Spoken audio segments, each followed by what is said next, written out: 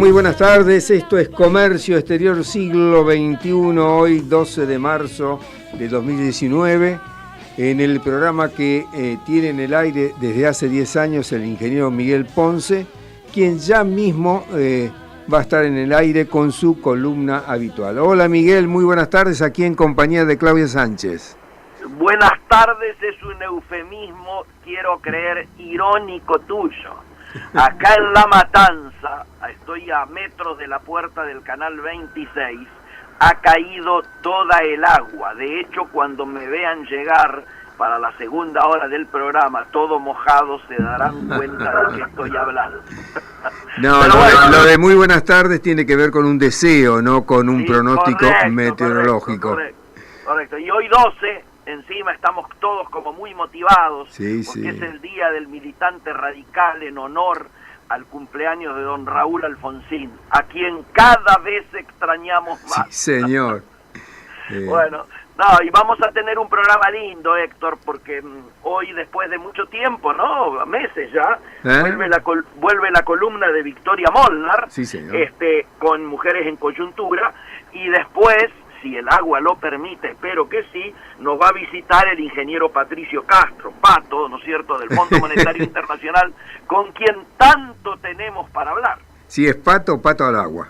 Pato al agua, sí señor, sí señor. Y yo diría que este año político nos obliga a que los habituales editoriales, esta suerte de introducción que hacemos en cada uno de los programas, siempre vinculados, ¿no es cierto?, a la temática central de nuestro programa, que es el comercio exterior, la economía, se van tiñendo cada vez más de política, porque, como lo venimos diciendo, este es un año político, y lo que ocurre en la política obviamente está golpeando sobre la economía y también sobre el comercio exterior, y yo diría y viceversa.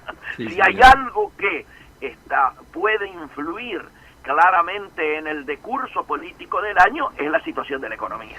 Pero claro, estamos pasando, yo diría, horas vertiginosas en términos políticos, ¿no es cierto? Sí, señor. El domingo ha habido el primer capítulo del campeonato grande, porque antes habíamos tenido un capítulo del campeonato chico en La Pampa, pero la primera fecha del campeonato grande del año se ha jugado en La Pampa, en Neuquén. Hecho que originó mucha ansiedad, yo diría, en todos los sectores.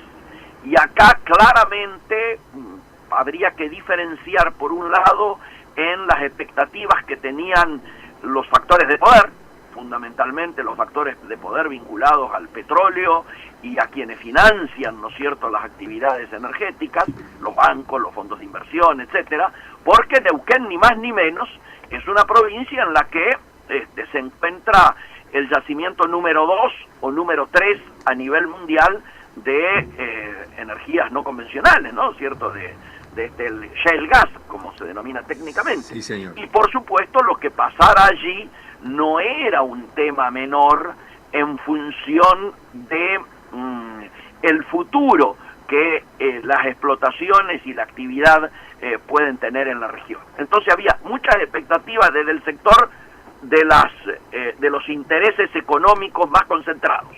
Por otro lado, lógicamente, había interés en ver cómo se iniciaba esta ronda de elecciones que nos va a tener durante prácticamente 12 fines de semana, ¿no es cierto?, ocupados y preocupados.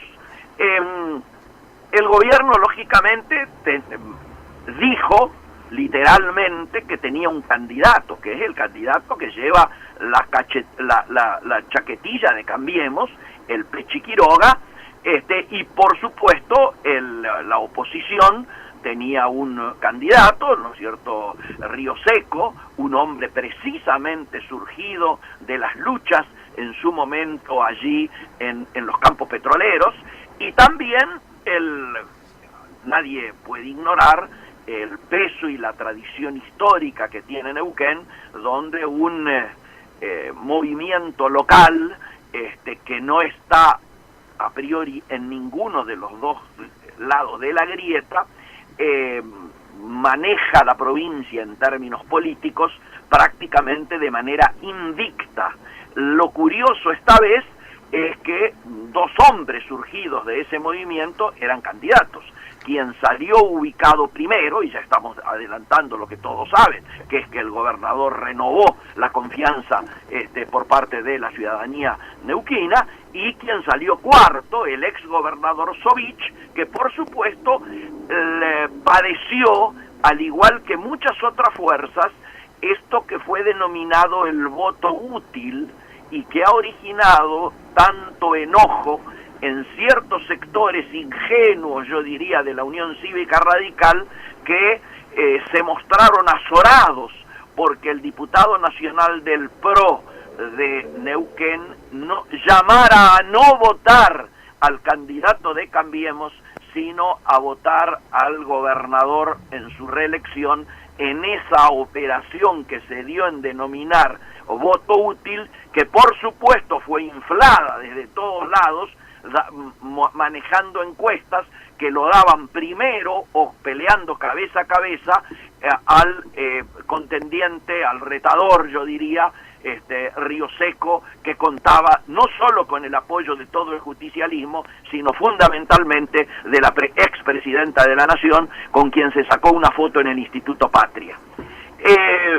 ¿Se escucha bien? Perfecto, Miguel. Y no solo se sacó una foto en el Instituto Patria, sino que Cristina hizo un video especial para la elección. Así es. Y estos muchachos, además, se fueron dando manija, como solemos decir en el barrio, y además de correr bocas de urna que los daban ya ganadores, en algunos casos hasta por amplio margen, a partir del mediodía comenzó a circular en las redes sociales la afirmación de que Cristina se aprestaba a volar a Neuquén. De hecho, tengo una amiga mía que lamentablemente, porque siempre digo amiga porque tantas veces me ha entrevistado ahí en C5N, María Belén Aramburu, sí. A quien le hicieron decir a las 7 de la tarde, ganó Río Seco, perdió el gobierno. Una cosa terrible, repitiendo ese canal, lamentablemente, nuevamente el error que ya habían tenido con aquella histórica aparición de Navarro, ¿no es cierto?, diciendo ganó Scioli, ¿se acuerdan? Sí, sí, sí. Bueno, esto tiene que ver más bien con la comidilla de los medios, los memes y todo lo que circula alrededor. Cambiemos, obviamente, hizo una pésima elección. El gobierno no puede estar festejando cuando, como decíamos hace un rato, la chaquetilla propia termina en niveles tan bajos, y por supuesto que el otro derrotado fue el kirchnerismo, el peronismo en general, que estuvo muy por debajo de las expectativas y aún por debajo de la última performance. Con lo cual yo me apuré a poner un tuit la misma tarde del comicio, ¿no es cierto?, luego de haber hablado con nuestros amigos en Neuquén, y decir explícitamente, dando un cariz que obviamente no es científicamente correcto, pero que significaba aprovechar esto para dar un mensaje de que la grieta había sido derrotada y que claramente la gente lo quiere dejar atrás. ¿Por qué digo científicamente no es correcto? Porque se trata de una elección local, con un fenómeno de un partido provincial que por supuesto no integra la grieta nacional, pero que además está vinculado a una provincia donde el peso de la administración pública, del empleo público y la situación económica en términos generales no tiene nada que ver, por ejemplo, con lo que ocurre en el Gran Buenos Aires. Digo, por elegir una situación. Por eso es que no es trasladable automáticamente el análisis local a inferir de allí situaciones, diríamos, trasladables mecánicamente a una coyuntura nacional. Cada provincia va a tener su particularidad. Sin duda que lo nacional va a influir, pero en un determinado grado. Lo que sí tenemos que decir, que hay un cambio y que los factores de poder ya se han notificado, es que, por un lado, hasta ahora, la legislatura local aprobaba casi como una escribanía las decisiones que tomaba el gobernador, ¿no es cierto?, el propio Gutiérrez, ahora reelecto, en relación a los temas, en este caso de Vaca Muerta. A partir de ahora eso se acabó. ¿Por qué? Porque el gobernador no tiene más mayoría parlamentaria. O sea, hay una modificación en la composición de la legislatura provincial que va a obligar a negociar, por lo tanto, la situación por la que van a tener que atravesar las empresas es muy diferente a la actual. Esto no es un tema menor en momentos en que tanto Duhovne como Lopategui se encuentran en Houston y en Washington tratando de confirmar inversiones posibles, alentar situaciones que estuviesen dudosas en términos de tomar una decisión para venir a invertir a Vaca Muerta y tratar de llevar tranquilidad precisamente a los factores de poder protagonistas de algo en lo cual el gobierno a nivel nacional tiene tantas expectativas. Recordemos, Héctor, y todos los que nos escuchan, que el gobierno confía en 3 grandes temas. Uno, Vaca Muerta, otro, la cosecha, y el tercero, el turismo receptivo. Nosotros siempre decimos que con eso no alcanza, lo acabo de decir yo acá en Canal 26, ¿no es cierto?, en un análisis que hacíamos en relación a cómo va a evolucionar el año económico, este año económico electoral, como telón de fondo precisamente del tema político. Quiero dar vuelta a la hoja porque el otro elemento, mucho más caliente, mucho más complicado, mucho más adrenalínico y con el cual nos sentimos muchísimo más cerca, es lo que yo denominaría el escándalo cordobés. El escándalo cordobés, que ya se veía venir, que tiene, yo diría, una historia que no vamos a entrar a analizar detalles, solo diremos el decurso de las últimas 72 horas. Hace 72 horas se conocía públicamente un comunicado del Movimiento Nacional por la Democracia Social firmado por Sapia, Alfonsín, Casela y Storani, que bajo el título "La democracia no se negocia", planteaba explícitamente la necesidad que los conflictos en todos los distritos y a todos los niveles se resolvieran a través de la soberanía del pueblo radical. Y esto, ¿qué originó? Por un lado, los cordobeses se notificaron de esta situación cuando ya desde la Casa Rosada, particularmente desde el área de Marquitos Peña, se venía hablando de utilizar encuestas para resolver el debate dentro de la Unión Cívica Radical, pero que lógicamente incluía a toda la temática de la candidatura de Cambiemos en Córdoba para enfrentar a Schiaretti.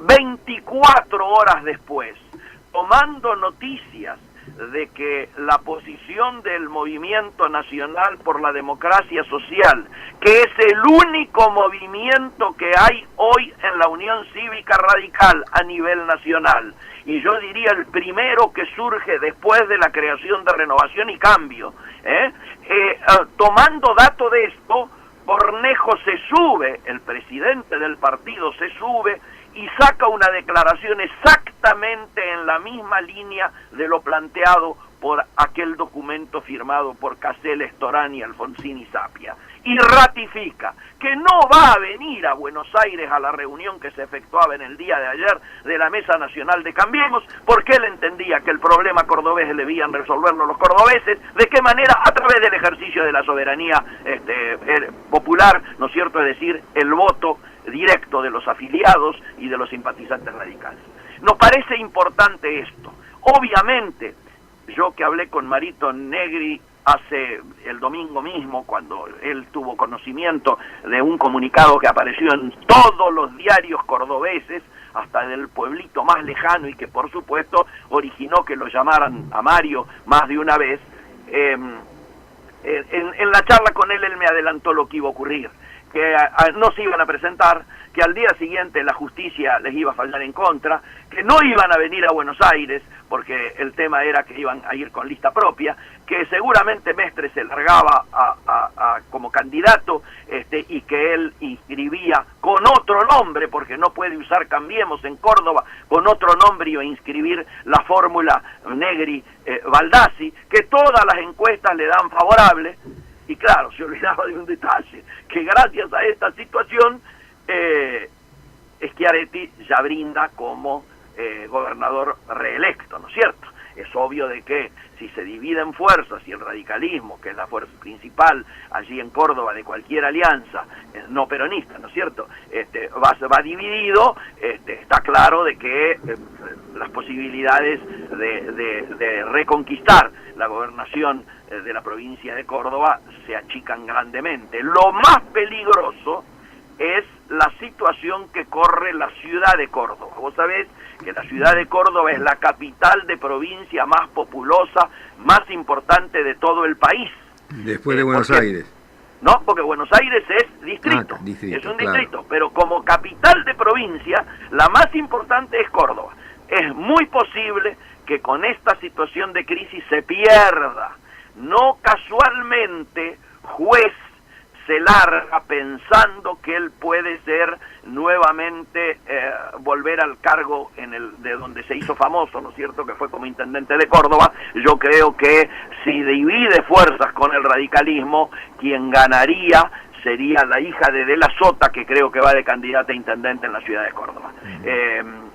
Este es el cuadro de situación. Esto, lógicamente, como me adelantó Mario Negri, se va a transformar en la mayor crisis institucional que va a tener Macri desde que asumió el gobierno. Por ejemplo, los 4 diputados que responden a la conducción del radicalismo cordobés, los 4 diputados nacionales, abandonarían el interbloque que sigue presidiendo Negri y se sumarían al bloque de Martín Lustó, con lo cual me imagino los humores en la Casa Rosada. Y aquí lo que hay que pensar, Héctor y quienes nos escuchan, es si esto no se ha manejado, yo diría, al estilo Durán Barba, al estilo Marcos Peña, con una falta de conocimiento de códigos políticos a nivel local que asustan. Sí. Asustan estar en manos a nivel nacional de quienes toman decisiones de esta naturaleza, desoyendo los consejos y los aportes que había hecho Monzó, que había hecho Frigerio, que habían hecho el propio Mazot de Córdoba, quien lógicamente tiene una posición más cercana a Mestre que a Negri. Obligaron, sin embargo, al PRO en el día de ayer a tomar, a decir ingenuamente de que van a intentar resolver esta situación en estas 24 horas que faltan, porque mañana miércoles se cierran la presentación de las candidaturas para los cargos, ¿no es cierto?, gubernamentales, y por otro lado hacen un planteamiento, yo diría naif, en relación a que podría haber una negociación de último momento. Creo que todo el manejo del tema cordobés también raya con la mala praxis del manejo de todas las cosas políticas que últimamente ha tenido el gobierno del PRO. Me parece que tenemos que estar muy alertas. La situación en Córdoba, imagínate, para Mestre es muy fácil. Él va a decir, se va a poner la camiseta del localismo cordobés y va a decir: no toleramos que el dedo de los porteños venga a decirnos a quién tenemos que votar los cordobeses. Va con la histórica lista 3, con lo cual me imagino que muchísimos radicales que estaban acompañando a Negri van a pasar a acompañarlo a Mestre. Ahora va a ser una situación, la verdad, muy triste, de mucho retroceso, pero que está, a mi juicio, marcando el nivel de crisis por el que hoy atraviesa el radicalismo en el debate sobre el proyecto principal. Y el proyecto principal es el que se debe decidir en la Convención Nacional, donde claramente, si continúan como en Córdoba, negando la posibilidad de elecciones para la fórmula presidencial, si se siguen negando a convocar porque saben que pierden, si siguen pensando que pueden resolver la política de alianzas al margen de las estructuras reconocidas por la Carta Orgánica Partidaria que le atribuye a la Convención Nacional únicamente a este organismo la potestad para definir la política electoral y las políticas de alianzas, yo creo que no va a quedar otro camino que darnos cuenta que en estos momentos el tema Cambiemos empieza a transitar el camino del pasado. Me parece que es una reflexión a la que tenemos que ir acostumbrándonos. Yo creo que es público y notorio, y no se lo vamos a ocultar a los oyentes que lo ven en los diarios, de que muchos de nosotros nos sentimos hoy más cerca de La Baña y de los planteos que se están estructurando allí que de las cosas que está haciendo el propio presidente Macri, pero esencialmente de cómo se está manejando el PRO en relación a nosotros. Las últimas 48 horas son un ejemplo de eso. Nos ninguneaban con el tema de las tarifas, han tenido que terminar dando mínimamente una solución que se acerca a lo planteado por la Unión Cívica Radical, como lo reconocen todos los diarios en el día de hoy. Bueno, este tipo de cosas me parece que están llevando la situación a un punto límite que seguramente tendrá una resolución. Cuando las contradicciones se agudizan, solamente se resuelven si se eliminan uno de los términos. Y es muy posible que estemos muy cerca de la eliminación de uno de esos términos. Yo quiero dejar el comentario aquí. Creo que tenemos en minutos a Victoria Molnar y Héctor, nos estamos juntando, ni bien yo llego para allá. Acá está amainando un poco la lluvia, así que espero llegar a tiempo de nuestra tercera hora. Aquí también, Miguel, asoma el sol. Te hago dos aportes. Por favor. El primero respecto al municipio de Córdoba, el candidato por el peronismo es Martín Yariora, que es vicegobernador y diputado nacional, exintendente de San Francisco. Tenés razón. Y el segundo aporte es una síntesis que hizo Ricardo Roa respecto de la elección en Neuquén. Dice, sí, la victoria de Gutiérrez fue champán en el movimiento popular neuquino, soda en la Rosada y vinagre en el kirchnerismo. Muy bueno, textual, muy bien, muy buena esa figura, sin duda. Sin duda esto es así. Bueno, Héctor, nos estamos viendo en un rato. Hasta luego. Hasta luego. Bueno, ustedes lo escucharon, fue el comentario editorial del conductor natural de este programa, el ingeniero Miguel Ponce, y la idea es que en contados minutos, con el auxilio de Aníbal, podamos tomar contacto con Victoria Molnar para que retome su conocida columna, muy profunda como siempre, seguramente va a ser esta, con muchos aportes de Victoria Molnar, que titula Mujeres en Coyuntura. Bueno, está Victoria allí, ¿verdad?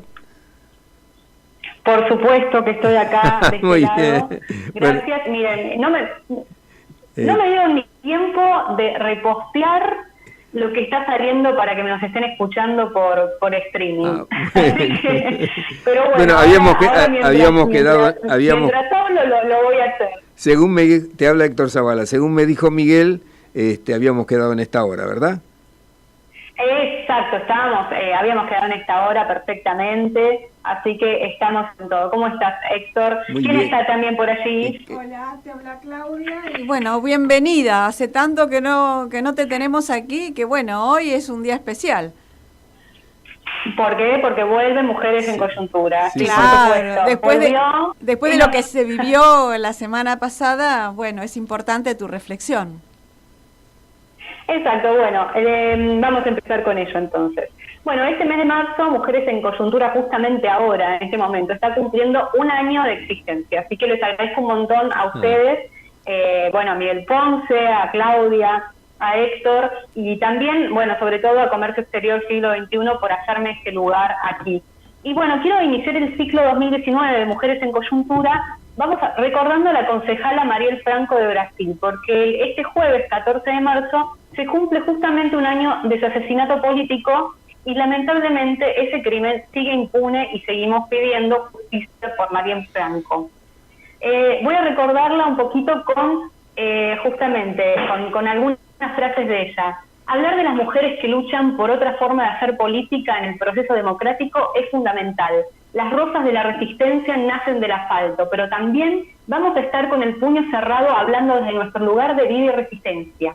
Estas palabras pertenecieron y pertenecen a Mariel, y las dijo en su discurso con motivo del 8 de marzo de 2018, hace un año, y solo 6 días después, 9 balas impactaron en su auto, matándola a ella y a su chofer, Anderson Gómez, sin que nadie curiosamente viera nada, en pleno centro de Río de Janeiro. Bueno, como les decía, el próximo 14 de marzo se cumple un año y por eso a las 18 horas está convocada una manifestación por parte del colectivo Pasariño, que son brasileños en Buenos Aires, que llaman a ir con banderas, flores y velas bajo la consigna Florecer por Mariel, en pedido de justicia por ella y por Anderson Gómez. Voy a decir una muy mala palabra ahora, vamos a borrar todo esto hermoso que venía contando y triste también, pero este recuerdo de Mariel, voy a decir una mala palabra, pero yo creo como Fontana Rosa que no existen esas malas palabras. Y bueno, les cuento un episodio. Un usuario lo consultó en Twitter. ¿Estamos de acuerdo en que todas las feministas son incogibles, no? La respuesta fue un yes, así con un signo de exclamación rimbombante. El mensaje tuvo miles de retweets, ustedes lo saben, era un 8 de marzo, fue el pasado 8 de marzo, y se conmemoraba el Día Internacional de la Mujer, y en Argentina había una marea de mujeres lesbianas, travestis, trans y no binarias que copaban las calles, en lo que también fue la tercera huelga feminista internacional, y la cuarta huelga que hicimos las mujeres y les trans, las lesbianas y las personas no binarias, aquí en nuestro país, porque también adherimos a la huelga general que se hizo en 2018. Y es que este tuit no era de cualquier persona, sino que era del diputado nacional por la provincia de Buenos Aires, del PRO, Pablo Torello. Torello inmediatamente ese día dijo que cometió un error. Se disculpó e incluso al otro día, cuando el Radio con Voz lo entrevistaron María O'Donnell, Claudia Piñeiro y Flora Alcorta, que son 3 periodistas a las que yo admiro un montón, pidió que se dejara de relacionar esas declaraciones con su hermano, que es el actual jefe de asesores de la Casa Rosada, José Torello, y que también es ex compañero de colegio del presidente Mauricio Macri. Él mismo, Torello, no José, sino Pablo, el diputado por la provincia de Buenos Aires, se definió como una bestia. Y hay que decirlo, en esa entrevista que hizo con O'Donnell, con Piñero y con Alcorta, se fue cada vez más al pasto y siguió siendo una verdadera bestia, porque no solo dijo que votó en contra de la legalización del aborto en 2018, sino que tampoco supo definirse sobre cómo votaría en el caso de la despenalización, es decir, del aborto, que es decir, que implica que ninguna mujer vaya presa por realizarse un aborto, que es otra opción que puede llegar a ser posible en la Argentina, sino que hasta fue uno de los solo 4 diputados nacionales que votaron en contra de la ley de paridad de género con un argumento absurdo. Y, además, vamos a aclarar que el gobierno ese mismo día había reglamentado esta ley de paridad de género en la política. ¿Bien? Sí, sí. Y la frutilla de la torta fue que durante la entrevista esta con María O'Donnell, Claudia Piñeiro y Flora Alcorta, dijo que para él alguien incogible no era alguien que no era lindo, digamos, físicamente. Trató de decirse como diciendo, bueno, pero no le quiten tanto peso, porque yo no me refería a lo físico, sino que es algo peor. Dijo, es alguien densa e intensa. El ser incogible, aplicado a una mujer en nuestra época, es lo que era el conventicera al siglo XX. Y yo ya hablé en esta misma columna el año pasado, ustedes me habrán escuchado, de cómo las luchas y el reclamo ferviente de las mujeres durante la huelga de inquilinos en Buenos Aires nos heredó ese mote.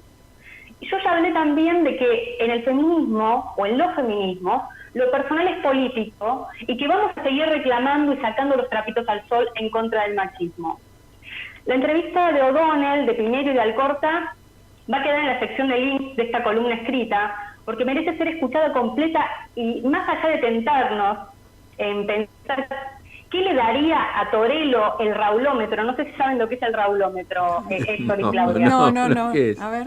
Bueno, el raulómetro es una aplicación que salió justamente por el 8 de marzo, en el cual los varones se pueden hacer un test para ver qué tan Raúles son. Un Raúl, en la nueva juventud feminista, es esa persona que es machista, ese varón que es machista. Yo les recomiendo a todos los varones que lo hagan porque ayuda a desarmar un montón de cosas que tenemos ahí. Y también a las mujeres, que lo hagamos en referencia, las mujeres heterosexuales, que lo hagamos en referencia a nuestras parejas para ver cómo los empezamos a enderezar un poco con respecto a eso.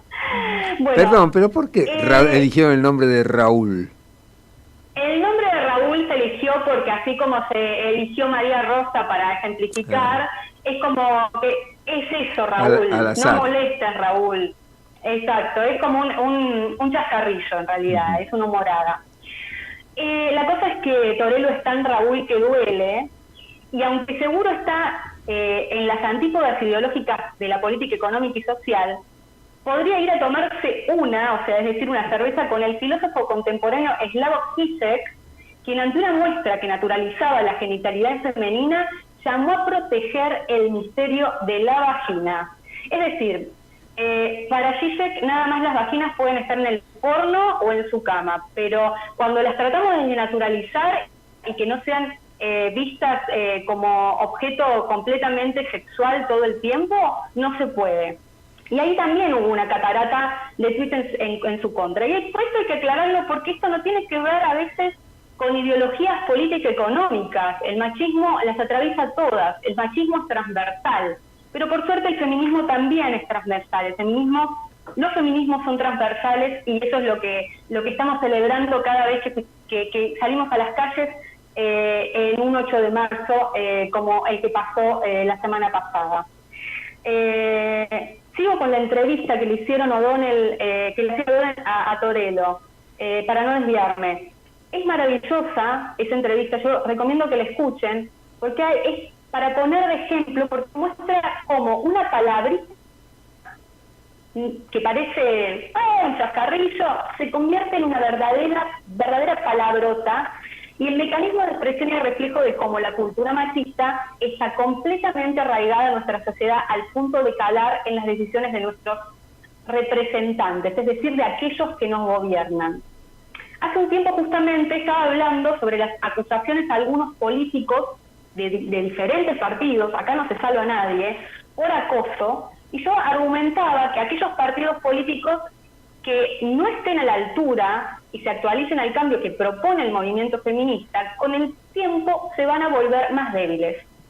Un partido que tiene un acosador o un abusador en sus filas nos ofrecerá flancos atacables en campaña. Y lo mismo va a pasar con aquellos que vayan en contra de la equidad y la igualdad de género desde sus discursos y desde sus actos, como acaba de hacer Torello. Porque nosotros seremos los incogibles, pero ellos serán los imvotables. Esta palabra de imvotables la puso la periodista Inde Pomeránic, otra persona a la que quiero mucho y además de quererla, la admiro un montón, en una columna que escribió al respecto. Imvotables, así es. No hay tolerancia hacia la opinión del intolerante. No puede haber tolerancia frente al fascismo que implica en la cultura patriarcal la misoginia, el lesbo-odio y el trans-odio. Ese fascismo que nos quiere unilaterales y cuya hegemonía se basa en un status quo que subordina a más de la mitad de la población mundial que no se siente varón cisgénero, es malísimo. Y luchamos, como dijo hace poquitísimo la gran Rita Segato, que recientemente estuvo en la Universidad de San Martín dando una gran charla magistral. Nosotros perseguimos un mundo feminista y plural y estamos dispuestos a que eso sea muy, pero muy incómodo. Y sepan aquí que a les feministas no hay nada que nos parezca más incogible que un varón machista. Porque nosotros no somos tontas. Ya lo sabemos, la nuestra es una revolución desde el afecto y no haremos el amor con ustedes. Por eso esta columna se llama De feministas e incogibles con quienes no haremos el amor. Y bueno, voy a seguir un poquito más con un llamado que tiene que ver con lo que pasó el último 8 de marzo. Leímos todas las propuestas que fueron muy críticas hacia el gobierno actual de ese comunicado que se leyó. Y yo quiero terminar esta columna ampliando con un llamado, con una consigna y un llamado post 8M, y que se basa en una nota de la periodista Adriana Carrasco que me parece bastante crucial, ya que llama a evitar el feminismo abstracto. ¿Qué es el feminismo abstracto? Es esa forma de militancia que no se preocupa por las condiciones materiales de aplicación de aquello por lo que lucha, y que entonces se caracteriza por atender la situación de una franja de mujeres, nada más, sin dificultades económicas, y que fiel al dogma neoliberal, actúa suponiendo que todos los beneficios que espera para esa misma franja será extensiva al resto. Y no, así lamentablemente no funciona el mundo. Hay que describir y distinguir y no darle la espalda a las situaciones concretas, porque no es igual la opresión que vive una persona lesbiana, una persona trans, una persona no binaria, una persona racializada o pauperizada, que la que vivo yo, Victoria Molnar, mujer cis, blanca, heterosexual de clase media. No le tenemos que dar la espalda a las situaciones concretas y tengamos en cuenta la materialidad de lo que pedimos, porque, como dice Carrasco, a ese feminismo abstracto, la ficha de la realidad se le cae cuando trasciende que en alguna institución pública de una lejana provincia se le niegue el aborto a una niña o se le hace una cesárea en condiciones terribles, como pasó en Tucumán, con las consecuentes amenazas a los médicos que practicaron esa interrupción del embarazo que estaba comprendida por la ley argentina, comprendida desde hace más de un siglo, porque esto hay que decirlo. Porque aquello que les pasa a millones de personas privadas de la salud pública gratuita y de calidad no es algo, parece ser, de la incumbencia de ese feminismo abstracto. Y la verdad es que tiene que ser incumbencia de todos. Hace 6 meses, hace un tiempito leía una nota de un filósofo que decía que justamente la riqueza no es infinita. La riqueza del mundo, lo que existe en el mundo, no es infinito, es finito. Entonces la cuestión es cómo lo repartimos. Y eso en el feminismo lo tenemos que saber. Y también lo tienen que saber los varones machistas, porque cuando hablamos de que pierdan privilegios, lamentablemente es así. Lamentablemente no es expansible los privilegios. Hay ciertos privilegios. Entonces tenemos que dejar de que haya personas con privilegios. Se tiene que empezar a repartir mejor todo, como para que todo sea más equitativo e igual. Insisto en esto que decía Rita Segato, pluralismo, vamos a hacer un mundo plural, vamos a hacer un mundo que defienda lo plural. Eso nos conviene a todos, a las mujeres, nos conviene a los varones, nos conviene a las personas trans, a las personas no binarias, les conviene a las lesbianas, les conviene a las personas de todas las razas y todas las etnias del mundo. Nos conviene a todos. Y no es fácil lograrlo, pero es importante empezar. Hace 6 meses, yo les contaba en esta misma columna que yo soy porque nosotros somos era el lemen de origen africano de la campaña política de Mariel Franco. Ella ejerció una política feminista, una política de construcción colectiva, una política desde el afecto. Porque Mariel encarnaba en su propio cuerpo todas las características de la desigualdad. Era una mujer joven, era una mujer negra, era una mujer favelada y era una mujer lesbiana. La acribillaron porque estaba encargada de supervisar el accionar policial criminal que imperaba en los barrios pobres, que impera en realidad en las villas, eso que se llama favelas de Río de Janeiro, tras la militarización que impuso el expresidente de Brasil, que tomó el poder tras la deposición de Dilma Rousseff, Michel Temer, con apoyo del Parlamento brasileño en febrero de 2018. La muerte de Mariel es y será un crimen político. La acribillaron porque le tenían miedo. Ella decía, las rosas de la resistencia nacen desde el asfalto, y se autodescribía. Aquello que la debió estigmatizar se convirtió en su lucha, y Mariel, de la favela carioca de Maré, socióloga, feminista, militante por los derechos humanos, fue política. Mariel no se cayó nunca. Mariel denunció siempre las injusticias y, más importante que eso, le puso el cuerpo a la lucha para salir de ellas. Hablaba de evitar el feminismo abstracto. Mariel evitaba el feminismo abstracto. Mariel era toda una amenaza al status quo imperante. Me corrijo, Mariel no era, Mariel es. significa todo eso que acabo de describir. Porque Mariel no solo vivió eso que le pasaba, sino que se solidarizó e implicó con todas las situaciones concretas de desigualdad que se encontraba a su paso.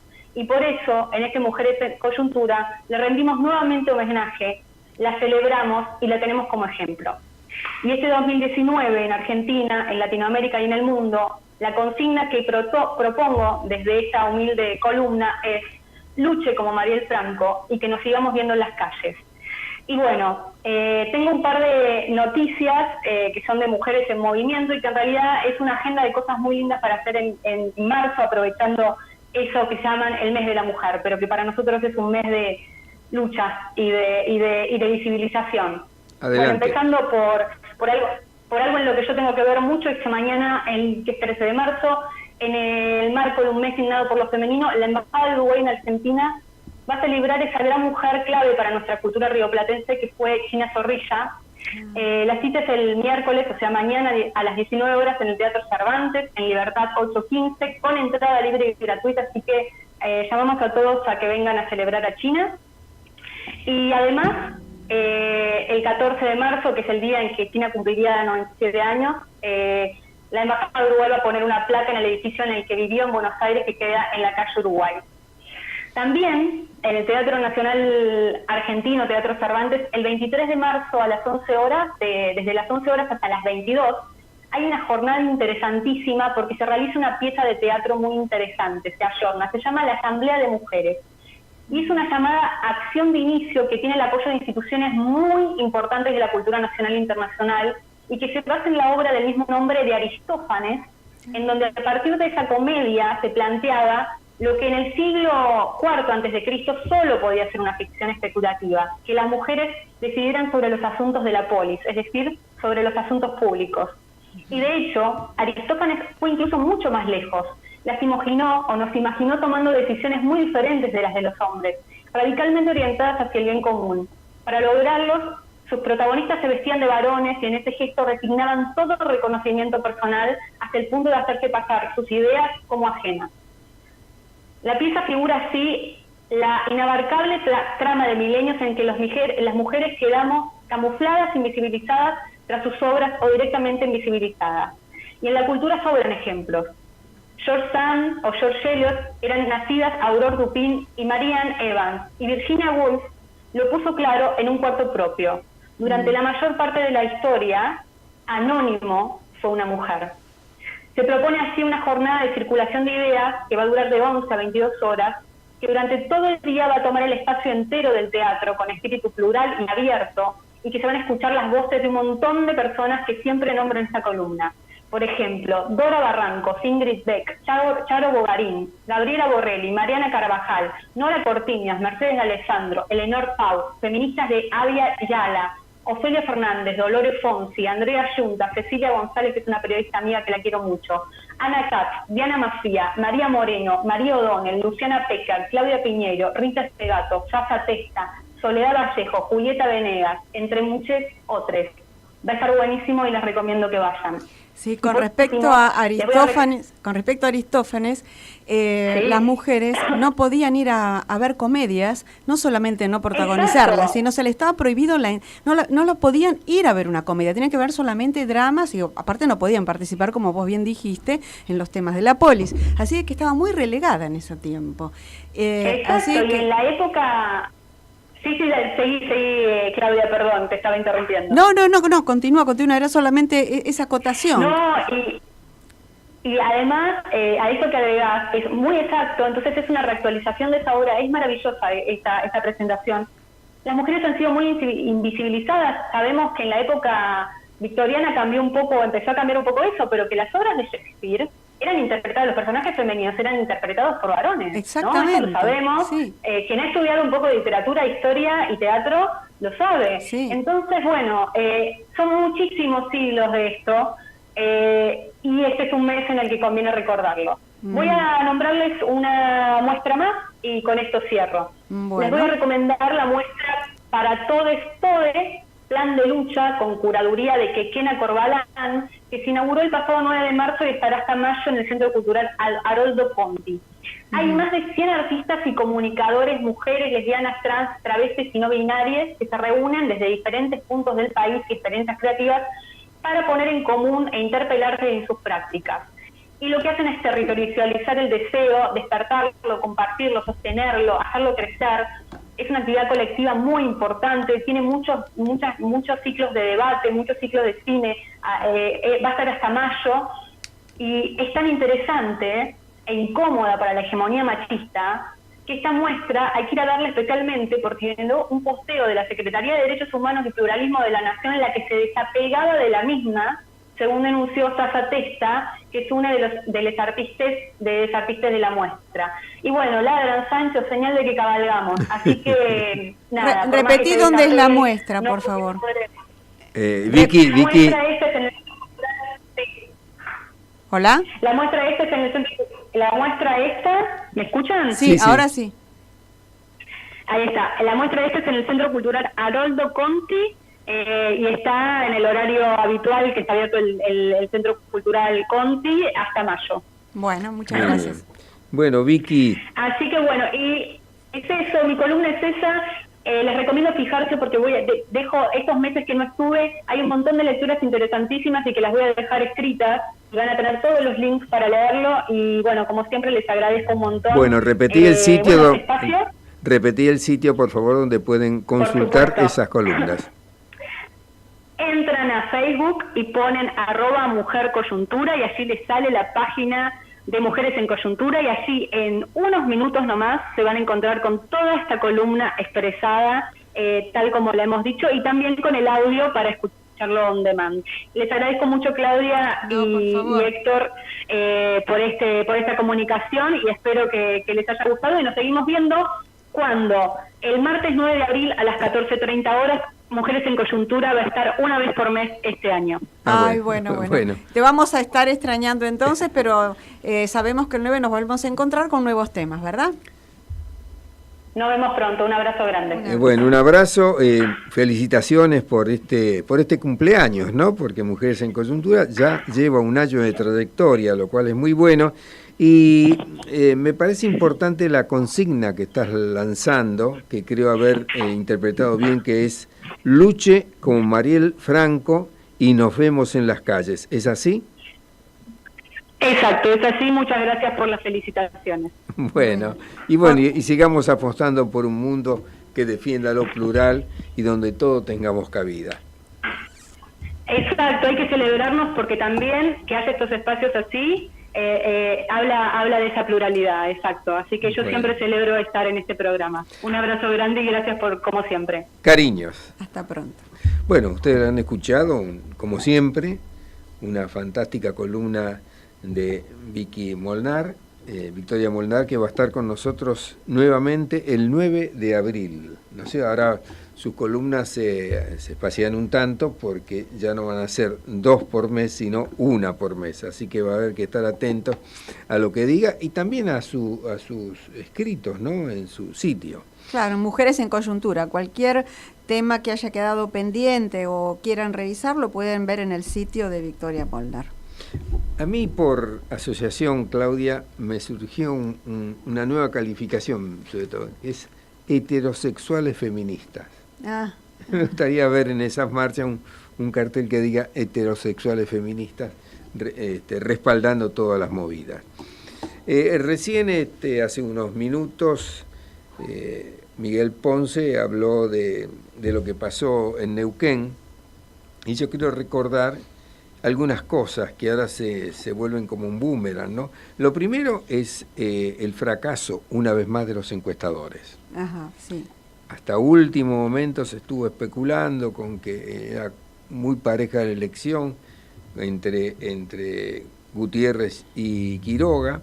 Eso provocó toda una movida dentro del cristinismo, ¿no? Que además del video, como ya comentamos, para bendecir la candidatura de Río Seco y Martínez, mandó allí a la provincia a sus primeras espadas.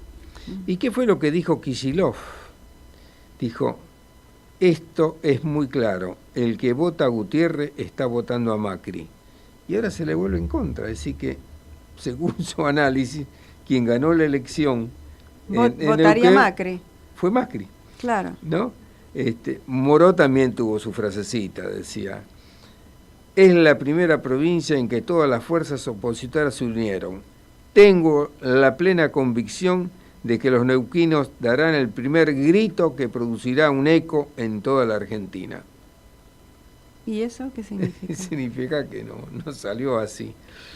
Esta frase fue lo que motivó a Ricardo Roa a decir la victoria. Pero él porque avisoraba que iba a ganar. Claro. Fueron un gran movimiento de allá, como decía Ponce, incluso se barajaba la posibilidad de que aterrizara en Neuquén Cristina Kirchner, ¿no? Un poco para apoderarse de lo que suponían que era una ola que no es tal y que se le vuelve en contra, ¿no? Sobre todo por la forma en que lo manifestaron.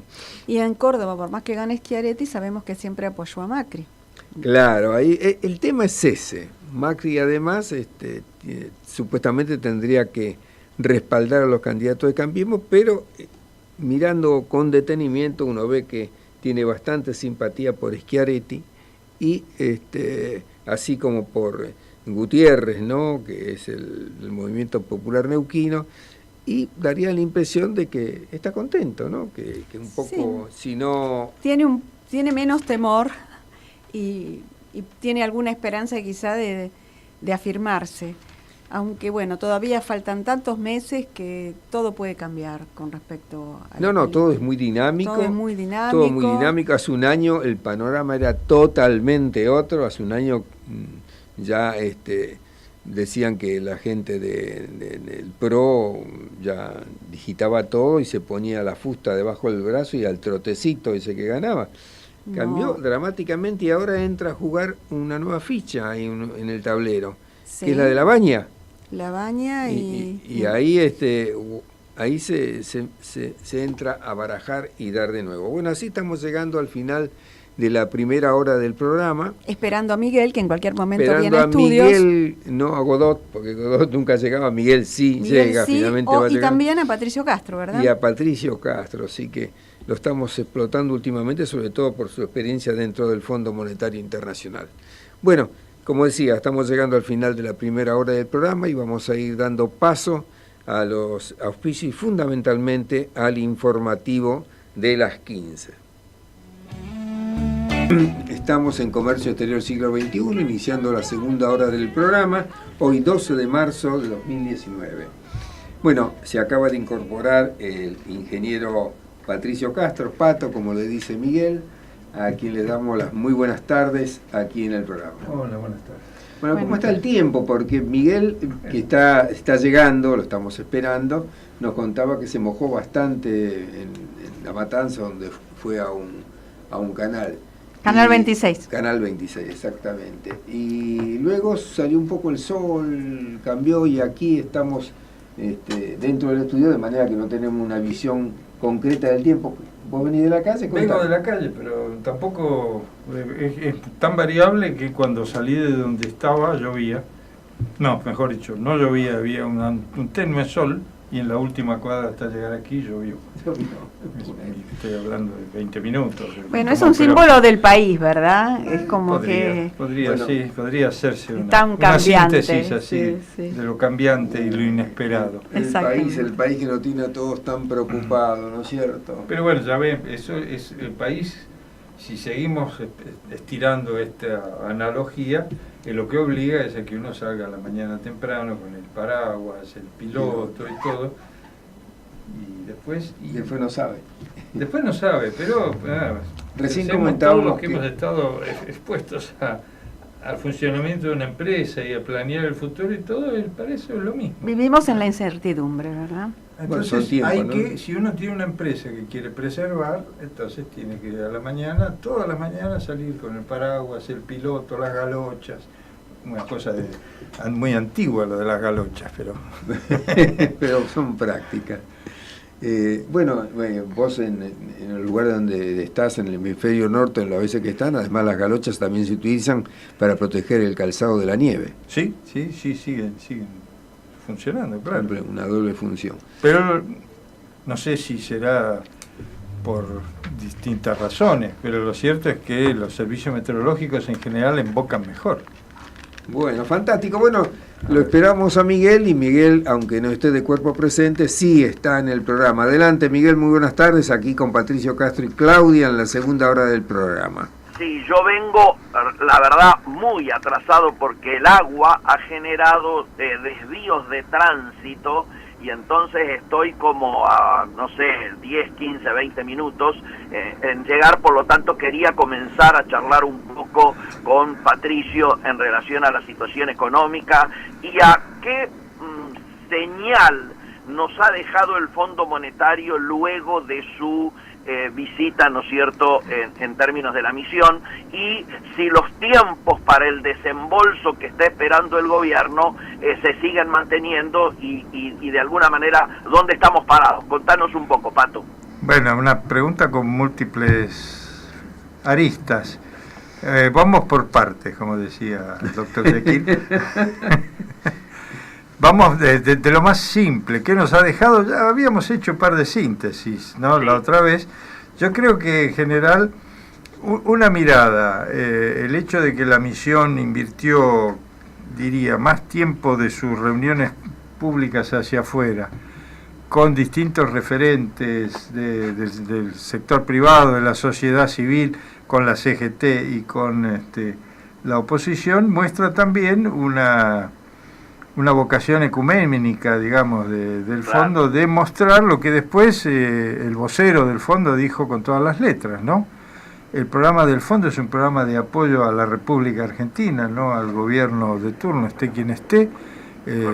El fondo, el rol del fondo es apoyar al país y las políticas del país. Y si las políticas cambian, se volverá a discutir, suponiendo que haya cambios y suponiendo que haya políticas que cambien y que puedan cambiarse ciertas decisiones macro, lo que no siempre es tan evidente, ¿no? Correcto.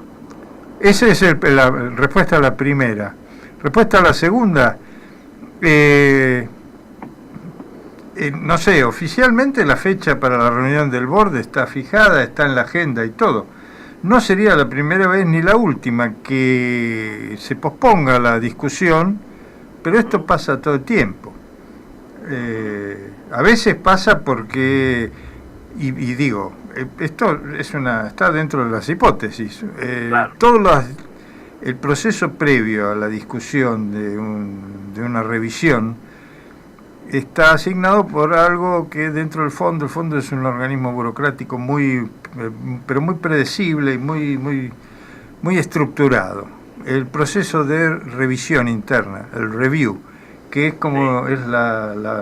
Es el mantra, es la palabra sagrada. Nada se hace en el fondo sin el review adecuado, sin cumplir con ese paso. Y obviamente, según la complejidad de lo que debe revisarse, es lo difícil o no, lo natural o no del proceso de review, qué sé yo. Claro. Un artículo 4 de un país que anda bien y que no tiene mayores problemas macro ni micro y que no tiene programa con el fondo y que digamos, para no alejarnos mucho, Uruguay. Sí. La discusión de un artículo cuarto de Uruguay, el proceso de review es casi trivial. Algunos dicen, uy, sí, a ver, esto que estiman de la inflación, están seguros que... Y entonces, ahora, cuando es un programa complejo, complicado y además bajo tensión, como es el programa argentino, el proceso de review se pone mucho más difícil porque los miembros del directorio empiezan a hacer preguntas más incisivas y además porque el staff tiene que responder preguntas más incisivas, además de hacerse a sí mismo preguntas más incisivas. Entonces, de pronto, pero podría suceder que que se pida más tiempo para cerrar el proceso de review, lo que no querría decir ni más ni menos que eso, que es un programa complejo, complicado y que por ahí necesita más tiempo para analizarse la discusión actual. Por supuesto, los que leen entre líneas, de los que leen entre líneas van a decir que alguien le soltó la mano a alguien o qué sé yo, pero no hay nada de eso.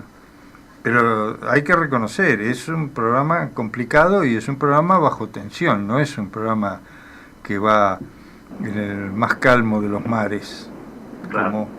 como Uruguay, que no tiene programa y que no tiene problema y que hace su artículo 4 cada 18 meses y nadie se entera, Claro. de Montevideo, ¿no? Claro, Digo claro. para no irnos demasiado lejos. Sí. O sea que el desembolso estaría en tiempo y forma. El desembolso estaría en tiempo y forma o de pronto estaría una o 2 semanas, pero no, yo no veo riesgo para el desembolso. Correcto. Esa correcto. era tu pregunta, ¿no? Absolutamente. Más allá de la fecha, no veo riesgo para el desembolso. Ujú. Todo, de hecho, yo veo riesgo para el futuro de la economía del país por, ya lo discutimos la semana pasada o hace 2 semanas cuando estuvimos aquí, por la obsesión por sobrecumplir las metas con el fondo del equipo económico que ¿cuánto fue la tasa?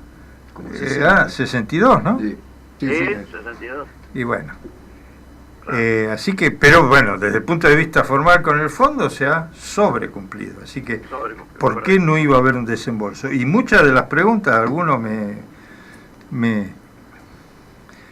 contaron informalmente, algunas de las preguntas que circulaban por ahí era precisamente esta, dice, ¿cómo ven viable una economía para sostener las variables socioeconómicas tranquilas con tasas de interés por arriba del 60%? Correcto. Respuestas para las que se hace, ¿viste? El staff que las tiene que contestar se ven figurillas, porque Claro. ¿cómo? ¿Cómo? Nos preguntamos nosotros también.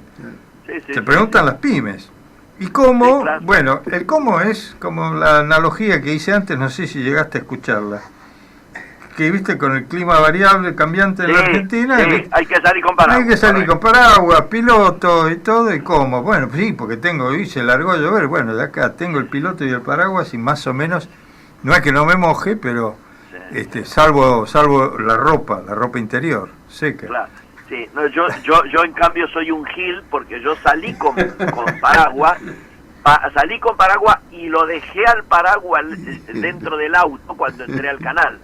Entonces, la salida del canal sin paraguas y con un aguacero monstruoso intentando llegar para el programa, bueno, fue tremendo. Pero bueno, estas son pavadas mías, ¿no? La analogía que vos hiciste es muy válida. Te hago otro planteo ya saliendo del tema fondo.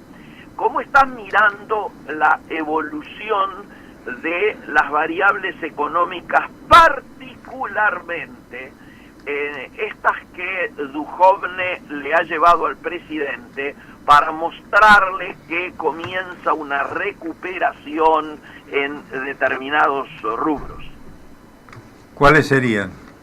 Bueno, él habla del tema vaca muerta, por supuesto, el tema de la cosecha, la venta mayor de cemento que ha habido en el último índice, el aumento en la producción automotriz, lo da como un elemento también determinante, y alguna cosita más que se me está escapando en este momento. Bueno, el tema del turismo receptivo.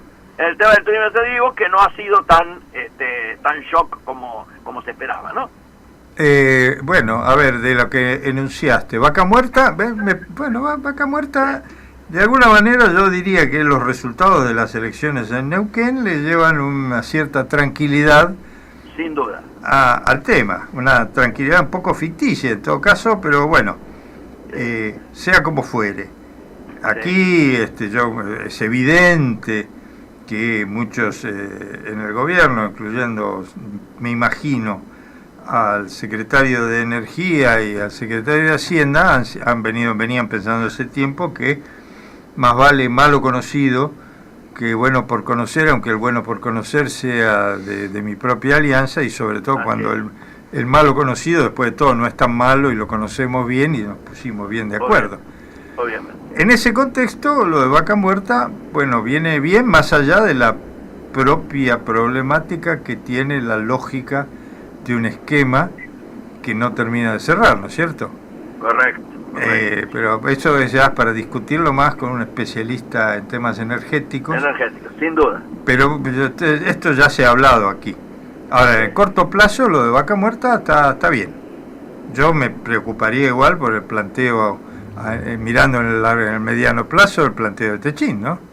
Sí, claro. Porque, bueno, finalmente tenemos ahí el único inversor fuerte en serio que tenemos en el país y le cambiamos las reglas. Bueno. Sí, claro, algo tan habitual en nuestra metodología. Bueno, eso, este es una de las... Entonces, ahí estoy de acuerdo con lo que decís. Ese tema ayuda a tranquilizar, no trae preocupación.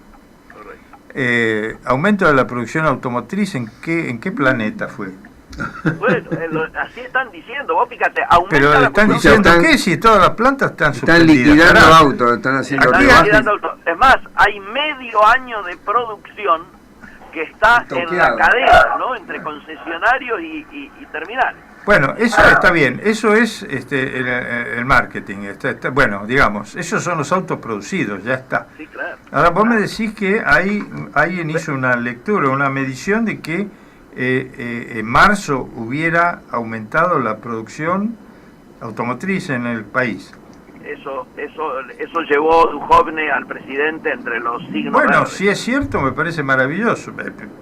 Primer dato que tengo, y además me resulta difícil personalmente contrastarlo con la realidad que conozco. Claro, y esa realidad está indicando que hay personas que están desactivadas cobrando el sueldo porque se han suspendido producciones. Sí, claro, 7.000 trabajadores, dicen, entre todas las terminales. Entre todas las terminales, Renault suspendió ¿cuánto? 6.000 hace poco. Sí, bueno, Renault sola. No sé, sí. Ahora si ese dato que tiene el ministro es cierto, pues es un dato positivo. Sería bueno que lo conociéramos más. El del cemento, a mi juicio, fue absolutamente sobredimensionado, porque lo que aumentó la venta de cemento es 1.06. Bueno, Entonces, bueno, está bien. Si significa un cambio de tendencia. Claro.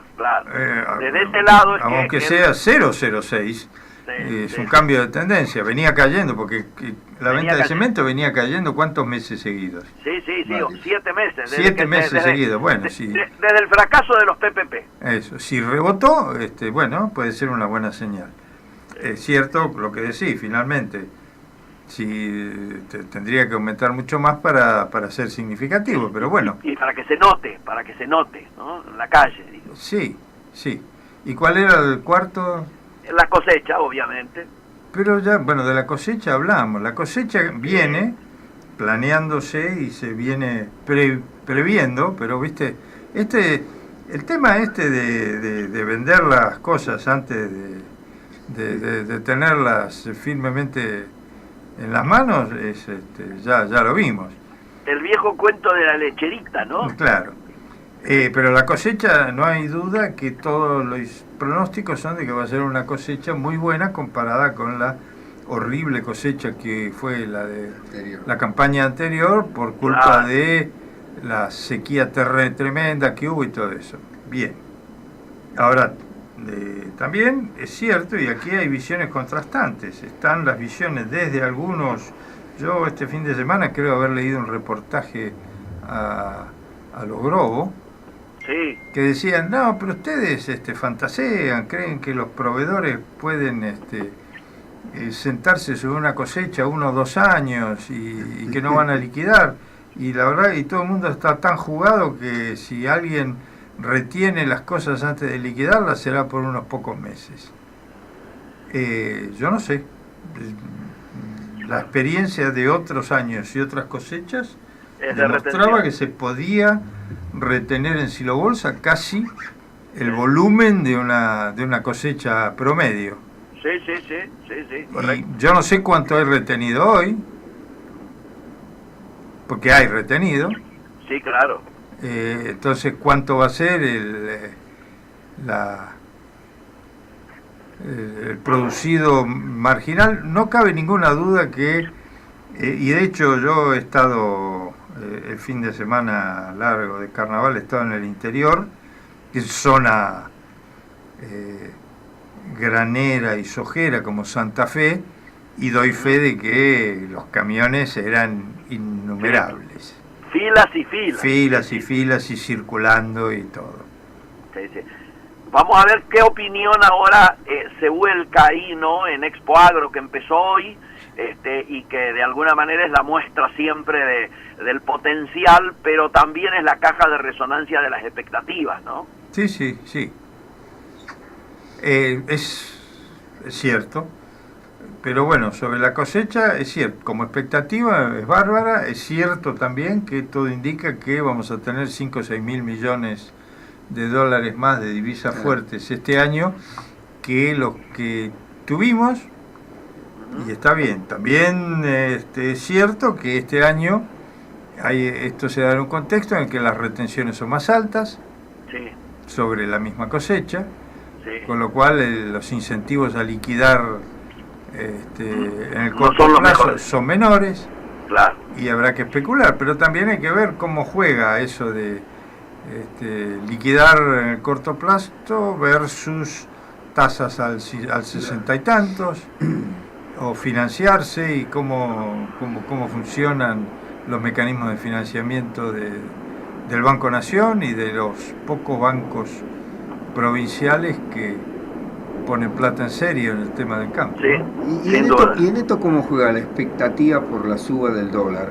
Porque si un señor que vende granos tiene dólares para liquidar, pero sabe que el dólar va a ir subiendo y se habla de 50 o más pesos por dólar, es una tentación también retener. Sí, y yo creo que esto es el principal argumento que debe estar preparando en este momento el ministro Duhovne, Claro, preparándose para su discusión con Lipton en el fondo Claro. mañana. claro. Porque claro. hay que recordar que Lipton, que es el delegado del gobierno de los Estados Unidos en el fondo, o el número 2 en el directorio ejecutivo, digamos, es... Sí, que es un demócrata, ¿no? sí, bueno, sí, pero desde el punto de vista de su visión económica es muy ortodoxo, no es nada heterodoxo, y además él es un firme y férreo defensor de la flotación libre, del tipo de cambio.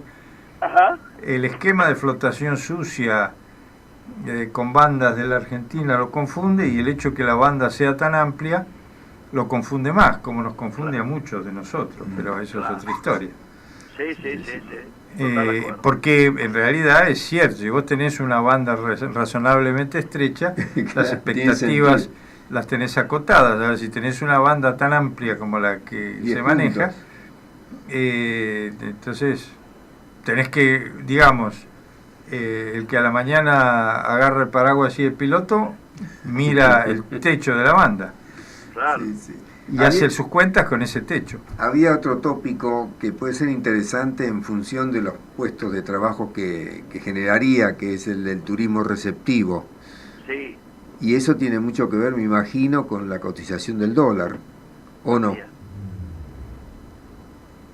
Le pregunto a ambos. Sí, es verdad eso.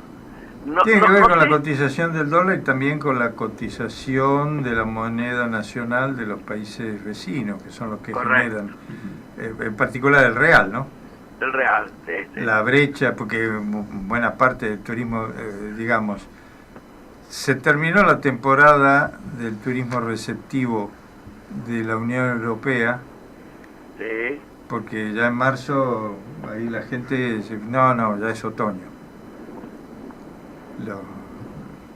Pero si uno escucha en la calle el grueso del turismo receptivo que se ve, por lo menos en Buenos Aires, es Brasil. Y Mucho Brasil. en Brasil, más que la cotización del dólar aquí, tiene que ver el valor del real, ¿no? Y los precios relativos. Así En es. ese caso está bien, porque en lo que va de este mes, digamos, que podría decirse que una tendencia global fue el fortalecimiento del dólar y la pérdida de valor relativo de las divisas de todos los emergentes. Sí. El que más perdió fue el peso argentino, Así es. y el real está, digamos, en el medio del pelotón de los que perdieron, pero perdió un poco. Yo creo que el peso argentino debe haber perdido un poco más de 4%. Sí, fue el que más perdió a nivel mundial. El que más perdió a nivel mundial. El que le sigue es Rumania, lejísimo, el ley rumano, lejísimo. Pero el real estaba, bueno, si Argentina Por perdió el la mitad de 4, el real perdió 1, así que esa diferencia favorece el turismo receptivo. De todos modos, el tema del empleo también es importante. En general, la cuestión con el turismo en todas sus formas es que el empleo que genera es temporario y no siempre formal. Así es. Entonces Patricio, es bueno en el corto plazo, pero estructuralmente no es ninguna solución a los problemas de la economía argentina, los problemas de la macro. Correcto. Patricio, vos estás bastante cerca de espacios donde habitualmente los indicadores suelen llegar a ser anticipados, por lo menos a nivel pronósticos. Estamos por conocer, punto 1, la inflación del mes. Punto 2, el índice de pobreza nuevamente. ¿Qué expectativas tenés para eso? Sobre la inflación del mes, que nuevamente va a superar las expectativas previas. Oficial, sí, claro. Y de nuevo, esto parece, no sé cómo decirlo, si profecía autocumplida o herida autoinfligida. Sí.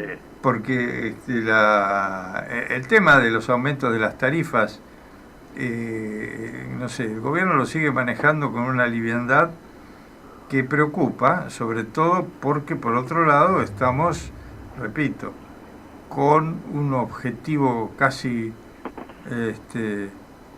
religioso de sobrecumplir las metas del programa del fondo. Sí. Y parece que bueno, que la única meta que no importa si se sobrecumple o se subcumple es la meta de inflación. Sí. Pero que el tema de las tarifas, cada anuncio provoca un saltito en la inflación, y eso que estamos midiendo inflación minorista, ¿no? Porque si mirás la mayorista, llegó marzo y todo el mundo por una u otra razón decidió ver si, bueno, tengo el piloto, hay que ponerse el piloto, pero está bien impermeabilizado, por las dudas le hacemos un tratamiento de impermeabilización. Entonces me cubro un poco más de margen, me doy más colchón porque vienen las tarifas y qué sé yo. Sí, claro. Y además se aumentan las tarifas, y por otro lado hay lugares, muchos en el área de Cava, donde históricamente había esquemas de tarifas de servicios no medidos, como el agua. AISA tenía todo un área importante, donde se facturaba de alguna manera por estimados, por un ficto, o en función de la superficie, el área, etcétera, etcétera. Y ahí se está poniendo medidores. Así es. Y la historia demuestra que en todos los lugares y en todos los ámbitos en los que de servicios como el de agua, no medido, se pasó a tarifa medida, hubo un saltito hasta que la gente se adecuó simplemente a reducir consumo, cerrar las canillas, a ocuparse de los inodoros que pierden, a todas esas cosas que uno tiende a ignorar, ¿no? Cuando total viste, el problema de todos los utilities, de los servicios públicos, estos bienes públicos puros, es cuando el costo no está bien calculado, entonces se considera como un recurso gratuito infinito y no importa. Y por eso, en ese sentido, yo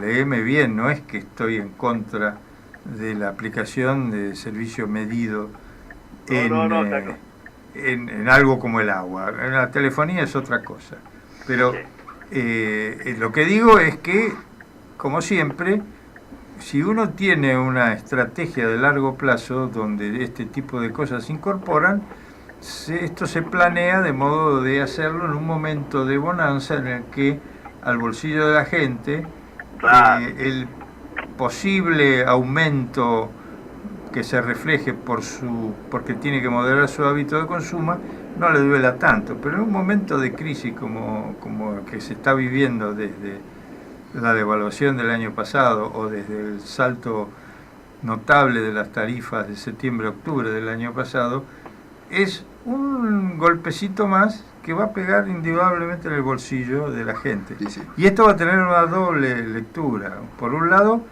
va a afectar la inflación. Por un poquito, pero lo va a hacer. Ya una cosa muy golpeada. Los que están hablando que el trimestre va a cerrar entre 9 y 10 puntos. Sí, Y sin bueno, duda. y bueno, es Tremendo. es preocupante, preocupante. Sí. Y el otro tema, diríamos, el que va a salir de pobreza también va a ser un fierrazo, ¿no? El de pobreza, bueno, ahí la verdad que no sé. Y porque hay que ver cómo está la metodología. ¿Cuándo fue la última medición de pobreza? ¿Fue en diciembre? O noviembre. Fue, bueno, Sí, con sí. datos de noviembre se publicó en diciembre. Ahí está. Yo no creo que vaya a haber mucho cambio en este caso. ¿Esto qué va a hacer? ¿Con datos de marzo se va a publicar el mes que viene o con datos de febrero? Me parece que es con datos de febrero. Y no sé, no debiera, porque el tipo de cambio estuvo más o menos estable, incluso bajó un poquito. Claro. Bueno, no sé, pero esto, está bien, los que están cocinando los números lo sabrán. Pero si querés, mi impresión es que Sí. la inflación va a ser un golpe más inesperado. El Sí. índice de pobreza va a estar allí. Está. No va a haber mejorado, pero dudo que empeore significativamente. Está. Sí, yo también. O sea que ahí va uno por uno. Ujú. Siempre hay una relación, ¿no es cierto? Inflación versus dólar. ¿Vos ves influyendo? Hoy hay una queja de alguien que escribe de que cada vez que el dólar se movió por debajo de la inflación, eso pronosticó o preanunció catástrofes, diríamos, ¿no? O sea, males mayores. Pero me parece que lo hace algún devaluador, ¿no? Alguien que está especulando con que se vaya más arriba, más rápido. Supongo, no sé, no leí eso. Yo diría que como está hoy ¿a cuánto está? 43, dice, No, 42. 42. Ajá. Yo venía en el auto recién y escuché 42. Arrancó en 49.90. Bueno, es difícil argumentar que eso está subvaluado, ¿no? Claro. Que sería la lógica de un devaluador Sí, a mansalva. Sí. Me parece difícil argumentar que eso está subvaluado. Hay colchón. Ahí colchón. Está bien, es cierto. Si me vas a decir que de aquí a octubre se va a mantener en 42, quiere decir que vamos a llegar a octubre con el dólar subvaluado. Claro. Pero la verdad, de todas las formas que uno puede especular de cómo se va a llegar a octubre, lo único que me atrevería a afirmar es que el dólar va a valer más que 42,42. Qué bárbaro. ¿O no? Sí, yo también. No, digo, Yo- de pronto baja 30 no. y nos vamos de Acá- la banda. Acá no tenemos cultura de bajar.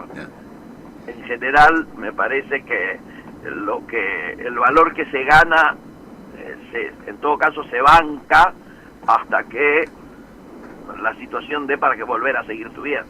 Sí, vamos a ponerlo de otra manera, porque acá siempre, viste, ¿a cuánto ajustó, a cuánto previó, se ajustaron los precios, a qué valor del dólar?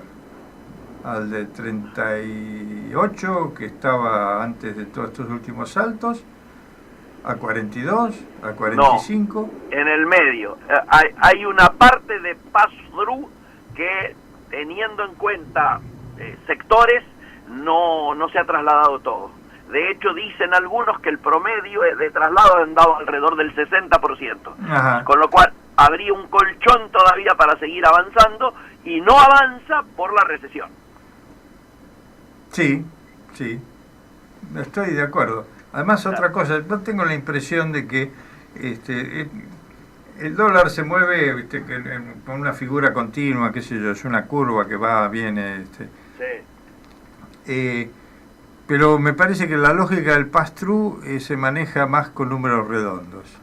Así es. 35, 40, 45. Así es. Yo creo que los precios hoy por hoy están, buena parte de ellos, ajustados a un dólar de 35 y algunos, los que empezaron a subir, lo llevaron a 40. Entonces ahora, y una de las razones por las que digo que esto va a ser, perdón, que sí, la inflación de este mes va a ser más alta de la esperada por todos, es porque ya va a haber algunos, los que pueden y tienen margen, que van a estar convalidando 45. Estoy de acuerdo. Sí, sí. Bueno, Miguel. El otro tema es que todavía la inflación mayorista ha quedado muy por encima de la inflación minorista.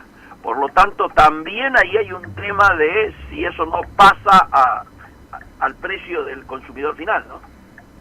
Eventualmente va a pasar. El tema ahí es mirar qué evolución sigue la inflación mayorista. Porque así como uno dice que los últimos 2 meses y marzo va a ser igual de feo, la inflación minorista estuvo muy por encima de la inflación que se esperaba. Sí. Yo no diría que la mayorista ha seguido con esa tendencia. Correcto. Entonces, sí. si la mayorista, si se empiezan a compasar, eso puede hablar de un alivio relativo, pero un alivio para el segundo trimestre. Sí, es real. Habría que ver. Yo creo que efectivamente, y para terminar, porque la pregunta era cómo ves que vendrían los números de inflación antes que los anuncien. Creo que la minorista va a ser preocupante y creo que la mayorista va a ser muy moderada. Bien. La de marzo. Pero bueno, bien, después vemos. Si me equivoqué. Aprovechando tu especial mirada internacional por justamente dónde andás y dónde estás y con quiénes hablas, se está hablando de un inminente acuerdo de China con Estados Unidos, terminando, dando por cerrada, por clausurada, lo que se dio en denominar ampulosamente guerra comercial. ¿Estás con esa percepción o pensás que el chisporroteo va a continuar? Bueno, depende de lo que llames inminente. Yo creo que va a seguir unas semanas más. Si decís inminente pasado mañana, no. No, correcto. Si decís inminente a fines de abril o mayo, sí. Ajá. Digo. Sí. Bueno, es posible. Sí, todavía hay unos detallecitos para ajustar y además hay que ver cómo China está ajustando todas sus variables, ¿no? Sí. Reacomodándose y bueno, se está acomodando a un crecimiento más bajo que los promedios históricos y desplegando medidas macro contra eso, digamos, ¿no? Claro. Lo notorio, en todo caso, es que ambos se han visto bastante perjudicados, ¿no?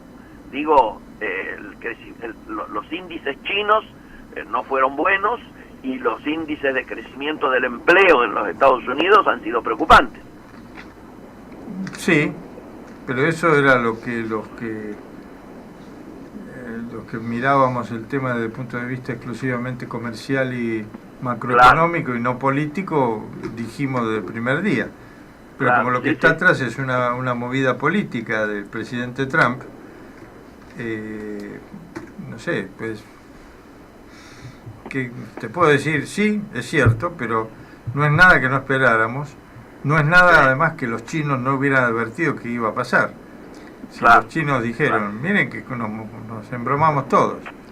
Sí. Bueno, Miguel, si estás de acuerdo, redondeamos esta entrevista y damos paso a lo que habíamos conversado respecto de la breve historia del día, porque es una fecha que no la podemos dejar pasar por alto. Supuesto que sí, adelante. Yo estoy buscando estacionamiento muy cerca, pero obviamente no alcanzo a llegar. Así que adelante con los faroles. Los estoy escuchando. Bueno, le vamos a pedir a Patricio que se quede porque seguramente va a hacer algún aporte. Sí, adelante. Bueno, Claudia. Bueno, lo que preparé para hoy no es una música, sino una voz, pero como ya anticipamos y anticipó Miguel, que hoy es el día del militante radical, y bueno, la voz que vamos a escuchar, por supuesto que todo el mundo ya la imagina. Aníbal, por favor. Queremos construir la convivencia en la paz. Queremos hacerlo entre todos y todos juntos. Estamos convencidos que es posible lograrlo. Y además que tenemos la obligación de lograrlo los argentinos.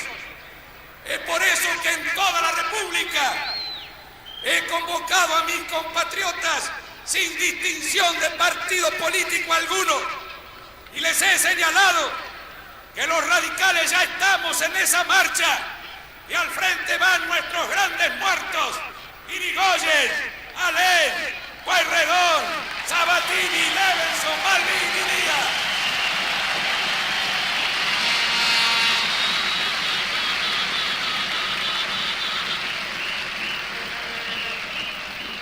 Los que estén a nuestra derecha, he dicho, pueden inspirarse en Sáenz Peña o en Pellegrini. Los demócratas progresistas, en Lisandro de la Torre o Luciano Molinas. Los socialistas, en Juan B. Justo o Alfredo Palacios. Los peronistas, en Perón o en Evita, pero junto a los argentinos, para hacer valer nuestros derechos en el mundo. Bueno, importante, ¿no? Qué actualidad que tiene esa anti-Greta. Sí, actualidad. Qué necesario que sería tener un llamado así. Bueno, ahí ahora ya se está hablando, ¿no?, de la necesidad de llamar a todos y todos. Mi reflexión, mi aporte es que yo estaba ahí. Muy bien.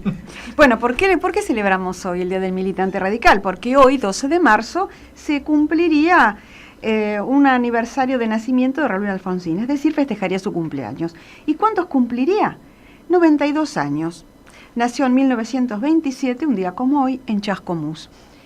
Recordamos que era de profesión abogado, fue concejal, diputado provincial, diputado nacional, senador nacional por la UCR, y antes de ser presidente de la Nación, también se desempeñó como vicepresidente de la Internacional Socialista. Luego de la dictadura, haber sido el primer presidente constitucional, lo llevó a erigirse como el padre de la democracia moderna, por la realización del juicio a las juntas, que todos recordarán. Él por el Tratado de Paz y Amistad entre Argentina y Chile, por la mejora de las relaciones con Brasil, ya que antes lo estuvimos mencionando, y lo que generaría también tiempo después la formación del Mercosur, porque más que un político, Alfonsín fue un estadista y un promotor de los derechos humanos. Fue el mayor de 6 hijos. Su padre, Raúl, también se llamaba Serafín Alfonsín, era comerciante minorista de Chascomús, y su madre, Ana María Fulques, descendiente de españoles y afromestizos por parte de padre, porque su abuelo, Serafín Alfonsín Feijó, era un inmigrante gallego, y por otro lado de británicos por parte de su madre, que era hija del galés Ricardo Fulques y de la malvinense María Elena Ford. Debe ser por eso que estaba en contra de la guerra de las Malvinas, una de las cosas, ¿no? Raúl Alfonsín realizó sus estudios primarios en Chascomús y los secundarios en el Liceo Militar General San Martín, de donde egresó con el grado de subteniente de reserva. ¿Y saben que tuvo de compañeros de clase a algunos militares que tuvieron destacadas funciones durante la dictadura? Les cuento algunos: Galtieri, Álvaro Arguindegui y varios otros, ¿no? Y él, por supuesto, el hecho de que haya salido del liceo no significó que estuviera a favor de ninguna dictadura. Por el contrario, estudió Ciencias Jurídicas en la Facultad de Derecho de la Universidad de Buenos Aires. En 1949 se casó con María Lorenza Barreneche, con quien tuvo 6 hijos.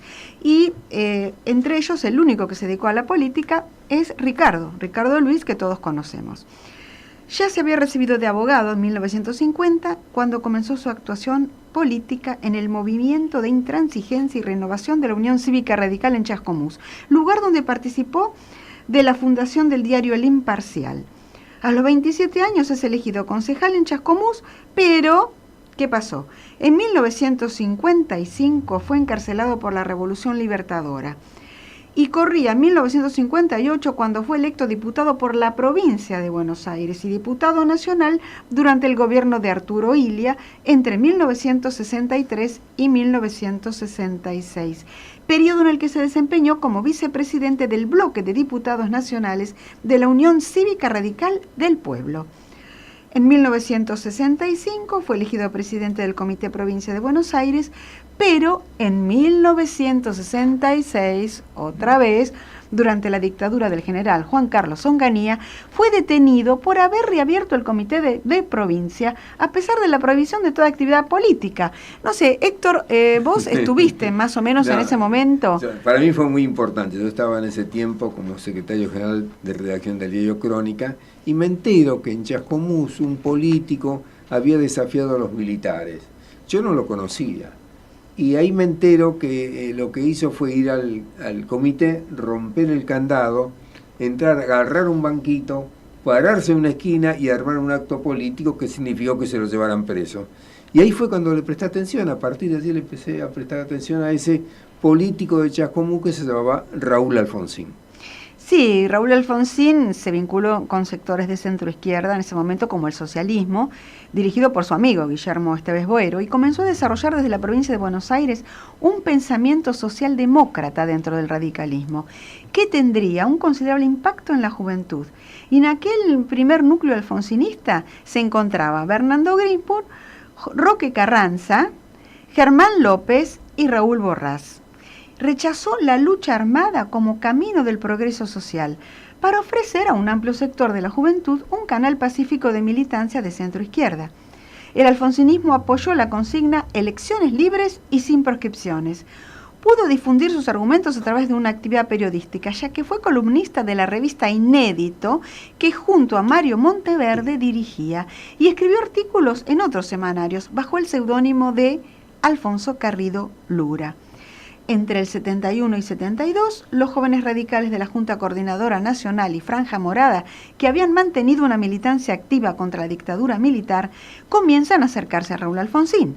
Entre ellos se encontraba Luis Changue Cáceres, Sergio Karakachov, Federico Storani, Leopoldo Moró, que ahora ya no está, Marcelo Stubrin, Adolfo Stubrin, Enrique Nosiglia, Juanjo Cavallari, Facundo Suárez Lastra, Gabriel Martínez, Carlos Muiño, Jesús Rodríguez, Ricardo Laferrier y Miguel Ponce, que era militante de la recientemente creada Juventud Radical Revolucionaria. Sí. Lástima que no llegó, porque si no, ahí le tendríamos un espacio como para que él nos contara cómo fue su experiencia. Luisito Stulman, que no está, y también estaba en ese núcleo central de los que se acercaron en ese momento. Ajá. Bueno. Luisito Stulman, que fue secretario de la Función Pública. Sí, es verdad. Sí. De este modo, el alfonsinismo ya comenzó a definirse como una línea interna progresista frente al balvinismo unionismo que expresaba el ala tradicional de la Unión Cívica Radical. En 1972, en Rosario, se creó el Movimiento Renovador Nacional, reclamando un programa de carácter nacional, popular, democrático y liberador, y proclamando a Raúl Alfonsín como precandidato presidencial en las internas de la UCR. Pero en las elecciones internas se impuso el balvinismo. En 1973, si bien la Unión Cívica Radical perdió las elecciones ante Juan Domingo Perón, Raúl Alfonsín resultó electo diputado nacional y poco después crea el Movimiento de Renovación y Cambio, con una posición sumamente crítica a la estrategia de unidad nacional del balvinismo, en contra de todo acuerdo con el peronismo y un programa de izquierda socialdemócrata que proponía la reforma agraria, una nueva reforma universitaria, la democratización del sindicalismo y el establecimiento de una democracia social. Y en 1975, 3 meses antes del golpe militar, Alfonsín fue una de las personalidades que fundaron la Asamblea Permanente de los Derechos Humanos, la primera creada en la Argentina para hacer frente a las violaciones de los derechos humanos que en aquella época eran vejados por la Alianza Anticomunista Argentina, la AAA, que hizo publicar su condena a muerte. O sea, estuvo completamente perseguido Raúl Alfonsín. Sí, te cuento que para un poco desdramatizar la cosa, yo recuerdo que él decía, no, las 3 A quiere decir arriba Alfonsín adelante. Bueno. Pero sabía realmente de lo que se trataba. Miguel no llegó, pero él estaba en la También, lista sí. de los amenazados. Sí, por eso. Bueno, y también integraban esa asociación Jaime de Nevares, el rabino Marshall Meyer, la doctora Alicia Moro de Justo, que muchas veces hemos hablado de ella, Oscar Allende, Adolfo Pérez Esquivel y Alfredo Bravo. Durante la dictadura militar, Alfonsín de manera gratuita ofreció sus servicios de abogado para defender opositores y presentar habeas corpus por los detenidos desaparecidos. En 1982, ante la Guerra de las Malvinas, Alfonsín fue uno de los pocos políticos argentinos que se opuso a la acción militar en las Islas Malvinas, porque sostenía que su finalidad era el fortalecimiento de la dictadura, y tenía mucha razón. Una vez abierto el proceso de transición a la democracia, bajo la presidencia del general Reinaldo Vignone, Alfonsín se convirtió primero en presidente de la Unión Cívica Radical al imponerse el movimiento de renovación y cambio en las elecciones internas partidarias y luego fue candidato a la presidencia de la Nación. La campaña electoral se caracterizó por renovar los canales de la comunicación política en la Argentina, para lo cual Alfonsín incorporó al publicista David Rato, al que ya nos hemos referido en otras oportunidades. Sí. Bueno, el 10 de diciembre de 1983, Raúl Alfonsín asumió la presidencia de la Nación. Uno de los pilares de su discurso que lo llevó a la victoria fue la denuncia de un pacto sindical militar. Su gobierno enfrentó graves problemas: la consolidación de la democracia, la difusión hacia todos los ámbitos de la sociedad, la relación con las Fuerzas Armadas, recordemos que tuvo varios intentos de la tablada, bueno, en fin, los carapintadas, la inflación y el crisis de la deuda. Pero para Alfonsín lo fundamental era eliminar el autoritarismo y encontrar modos de representación de la voluntad ciudadana. Se propendió a la libertad de expresión, a la libertad de opinión, se buscó una sociedad de participación, el pluralismo y el rechazo a dogmatismos. Se realizó un programa de alfabetización masiva, el congreso pedagógico, la eliminación de la censura en las actividades artísticas. Hubo profundas transformaciones en la universidad y en el sistema científico. Volvieron los intelectuales del exilio, ocupando los medios de comunicación, y se los empleó como asesores o funcionarios técnicos. En el campo de las relaciones individuales se promovió la ley de divorcio vincular y la patria potestad compartida. Creó la Comisión Nacional sobre la Desaparición de Personas, la CONADEP, integrada por personalidades como Ernesto Sabato, Magdalena Ruiz de Guiñazú, Graciela Fernández Meijide, entre otras personas, y la misión era relevar, documentar y registrar casos y pruebas de violaciones de los derechos humanos para fundar el juicio a las juntas militares, y creo que vos estuviste presente. Yo asistí a todas las sesiones de la Junta Militar y creo que hay 2 momentos que no puedo olvidar. El primero fue cuando estaban todos los militares sentados frente al estrado todavía vacío, y de pronto entran los quienes lo iban a juzgar. E inmediatamente todos los militares se pusieron de pie. Y yo dije, ya está. Porque era un momento muy difícil, era un momento en que las Fuerzas Armadas tenían mucho poder todavía. Tenían mando de tropa. Tenían mando de tropa y no era un momento fácil. Y el otro momento así cumbre fue el final, ¿no? Cuando termina el alegato de Estracera y dice nunca más. Y ahí, por primera vez, la sala que se había mantenido en silencio, escuchando cosas horribles y escuchando declaraciones, por primera vez estalló en un aplauso. Y ahí fue el final, el broche final de ese juicio a las juntas. Sí, en 1985, por eso mismo recibió el Premio Príncipe de Asturias de Cooperación Internacional, en consideración de todas las dificultades políticas que había tenido. Él lo terminó el mandato el 10 de diciembre de 1989, debía terminarlo en esa fecha, pero sin embargo, por la grave situación, tuvo que adelantar las elecciones. Y él, voy a citar unas palabras de él, que decía: yo me di cuenta de que por una razón de orgullo personal podíamos poner en riesgo todo lo que habíamos logrado en el campo democrático. Había que producir una anticipación de la entrega. El error fue hacer las elecciones con tanta anticipación. Yo quise buscar una solución con el peronismo, quise que desarrolláramos en común un pequeño plan que nos permitiera llegar con tranquilidad hasta el 10 de diciembre, pero se negaron absolutamente. Entonces comprendí que yo ya había logrado el objetivo más importante que me había fijado, que era entregar el gobierno a otro ciudadano elegido por el pueblo. Sabemos que falleció el 31 de marzo, el mismo mes que estamos transcurriendo de 2009, ¿no? O sea, nació un 12 de marzo y murió un 31 de marzo. Fue despedido con honores, hubo duelo nacional y hubo muchas horas en que la gente hizo cola. 6, 7 o 9 horas. Sí, para despedirlo. Pero creo que porque realmente le tenemos que agradecer que nos haya abierto el camino hacia la democracia y ojalá podamos mantenerlo durante mucho tiempo. Sí, y ahora tal vez para cerrar, porque ya quedan segundos, le vamos a pedir a Aníbal que nos recree con ese cierre de campaña de 1983. He dicho y permítanme que lo repita hoy, porque es como un rezo laico y una oración patriótica.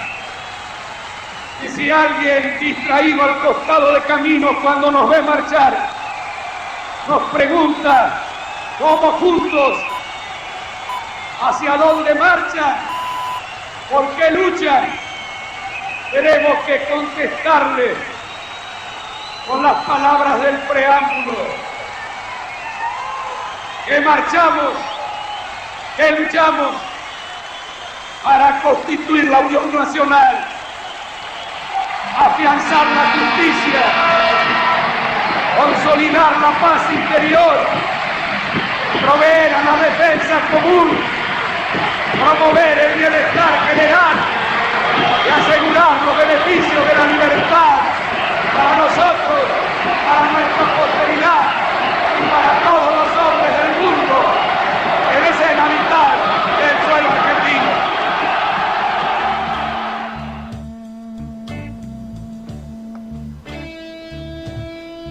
Y con esto nos despedimos hasta el próximo martes, siempre por AM 1010, Radio Onda Latina, y así es una edición más de Comercio Exterior Siglo XXI.